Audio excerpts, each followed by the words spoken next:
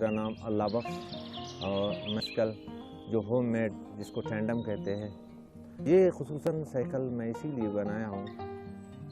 میرا ارادہ ہے حج اور عمرے کے لیے۔ اس سائیکل کو بنانے کے لیے میرے کو تقریباً 2 سے 3 سال لگے۔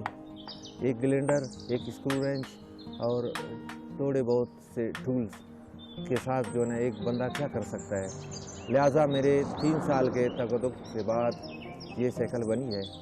اب میں حکومت وقت سے ریکویسٹ کرتا ہوں تاکہ کہ میرا یہ ادھورا خواب وہ پورا کر سکے۔ صوبائی لیول پہ میں نے کوشش کی ہے۔ ایک دفعہ میں اسلام آباد، یہاں سے اسلام آباد کے لیے گیا تو وہاں سے میں نے کی تو کہتے ہیں کہ سیکورٹی کی ریزن کی وجہ سے آپ کو یہ چیز نہیں مل سکتا۔ ابھی جو ہے نا حالات اس طرح اگر ایک آدمی فرانس یا اٹلی یا جرمنی سے پورا ورلڈ کا ٹور لگا سکتا ہے، کیا ایک پاکستانی محنت کش اس ٹور کے لیے کیا نہیں کر سکتا؟ وائر کے جتنے بھی سائیکلوں کی ایونٹس اور سائیکلوں کے ٹورز وغیرہ پرائیویٹ سیکٹر پر اسپانسر کیا جاتا ہے۔ تو سیکورٹی ریزن کے لیے یا پروٹوکول کے لیے میں حکومت سے ریکویسٹ کرتا ہوں، باقی اسپانسرشپ کے لیے میں پرائیویٹ سیکٹر سے ریکویسٹ کرتا ہوں تاکہ کوئی اچھی کمپنی ہمارے پاکستان کے ہم لوگوں کو اسپانسرشپ دے دیں۔ میٹرک کے بعد میں اپنا یہ چھوٹا سا دکان جو آپ ویو میں دیکھ رہے ہیں تو میں نے کھولا ہے، اسی سے میرا بسر گزر ہو رہا ہے۔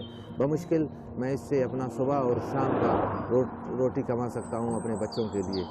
یہاں سے جانے کے لیے تو میرا جو سارا کٹ ہے اور اس کے ساتھ میرے ساتھ ایک اور دوست ہوگا، کیونکہ یہ ٹینڈم سائیکل ہے تو اس کے ساتھ 2 آدمی ہونا چاہیے، اس لازمی ہے۔